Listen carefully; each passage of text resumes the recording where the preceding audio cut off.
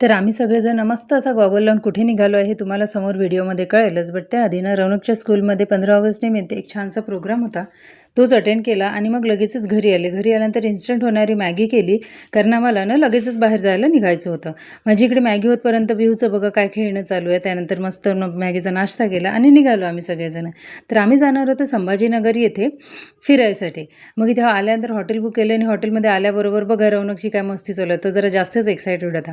मग मस्त संध्याकाळी असं रिफ्रेश झालो, छानसं रेडी झालो आणि निघालो बाहेर जायला. हो, तुम्ही बरोबर ओळखलं. ते मुलं कोणाचे तुम्ही जर नक्की ओळखलं असेल तर मला कमेंट करून नक्की सांगा. मग आम्ही तिथनं गेलो फ्रोझन मॉलमध्ये. फ्रोझन मॉलमध्ये आल्यानंतर तिथली रांगोळी खरंच खूप जास्त सुंदर होती. आल्या इथे बघा रौनक आणि पिहूने मस्त त्या गाडीवर कब्जा केला होता आणि छानसं असं एन्जॉय करत होते.